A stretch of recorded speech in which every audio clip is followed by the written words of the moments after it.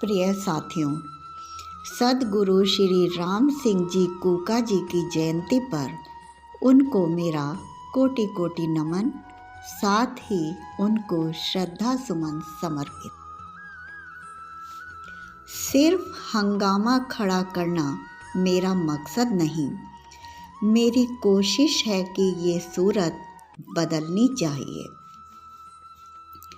वसंत पंचमी के पवित्र पर्व पर और भारत की पावन धरा पर सन 1816 में जन्मे सद्गुरु बाबा राम सिंह कूका भारतीय इतिहास में भारत की आज़ादी के सर्वप्रथम प्रणेता, असहयोग आंदोलन के मूर्धन्य, सिखों के नामधारी पंथ के संस्थापक तथा महान क्रांतिकारी और समाज सुधारक थे, जिन्होंने देश में पहली बार विदेशी वस्तुओं के बहिष्कार का अभियान चलाया, साथ ही समाज में व्यापक सुधार के प्रयत्न किए। उनका मानना था कि भारतीय समाज में सामाजिक दोषों का मुख्य कारण यह है कि वे अपने धर्म और अध्यात्म के वास्तविक मायनों को नहीं जानते हैं। संत श्री राम सिंह कूका ही ऐसे प्रथम प्रणेता थे जिन्होंने 12 अप्रैल सन 1857 को श्री भैणी साहिब जिला लुधियाना पंजाब में श्वेत रंग वाला स्वतंत्रता का प्रतीक ध्वज फहराकर अंग्रेजों के विरुद्ध विद्रोह का शंखनाद कर दिया था। उस समय भारतवासी पराधीनता के साथ साथ सामाजिक कुरीतियों के शिकार थे।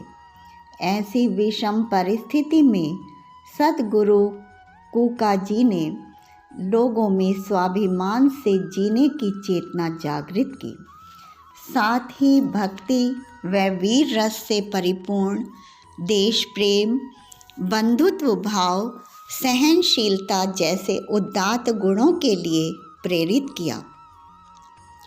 उन्होंने गौ रक्षा, स्वदेशी वस्तुओं का प्रयोग, नारी उत्थान, अंतर्जातीय और सामूहिक विवाह पर बल दिया। नामधारी पंथ की स्थापना की ताकि समाज शस्त्र और शास्त्र दोनों का उपयोग भारतीय संस्कृति की रक्षा के लिए कर सके। 19वीं सदी में नारी जाति के लिए समाज में कोई भाव नहीं थे। उन्हें हे दृष्टि से देखा जाता था या मार दिया जाता था और विद्या से वंचित रखा जाता था। बाबा राम सिंह ने लड़के और लड़कियों को समान रूप से पढ़ाने के निर्देश दिए। उन्होंने सिख पुरुषों की तरह सिख महिलाओं को भी अमृत छकाकर उन्हें सीखी प्रदान की। विवाह में दहेज के नाम पर केवल ₹1.25 में विवाह करने की नई रीति भी संत कूका जी ने ही आरंभ की। वे इसे आनंद कारज कहते थे।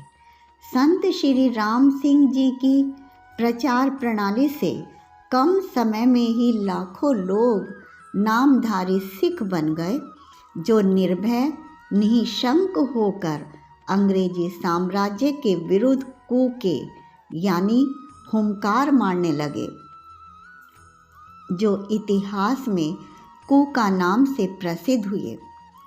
एक बार की बात है कि सन 1872 में उनके एक शिष्य को विधर्मियों द्वारा जबरन गौ मांस खिला दिया गया।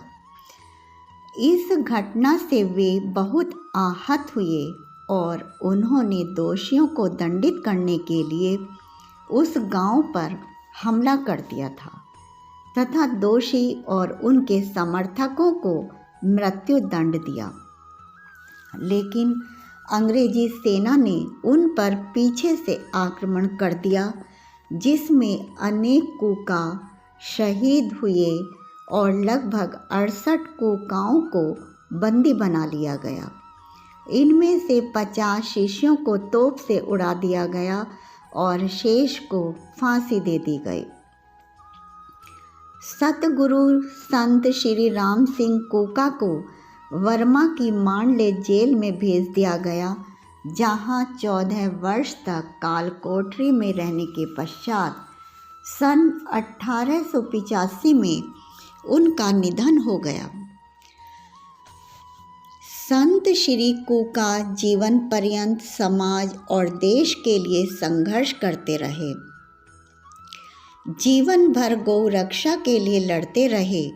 वर्तमान में हम ऐसे युग में जी रहे हैं जहां धर्म और अध्यात्म प्रसंगहीन होता जा रहा है और हम पाश्चात्य आवरण में लिपटते और सिमटते जा रहे हैं। ऐसे कालखंड में संत श्री राम सिंह कोका हमारे लिए अनुकरणीय हो सकते हैं। हम उन्हें नमन करते हैं और यह कामना करते हैं कि हिंदू समाज वीरता और अध्यात्म के इस महान नायक को केवल स्मरण ही न करे, बल्कि इनके आदर्शों को आत्मसात भी करे। हो गई है पीर पर्वत सी पिघलनी चाहिए, इस हिमालय से कोई गंगा निकलनी चाहिए, इस हिमालय से कोई गंगा निकलनी चाहिए। एक बार फिर बाबा सतगुरु जी को मेरा कोटि कोटि नमन। जय हिंद, जय भारत।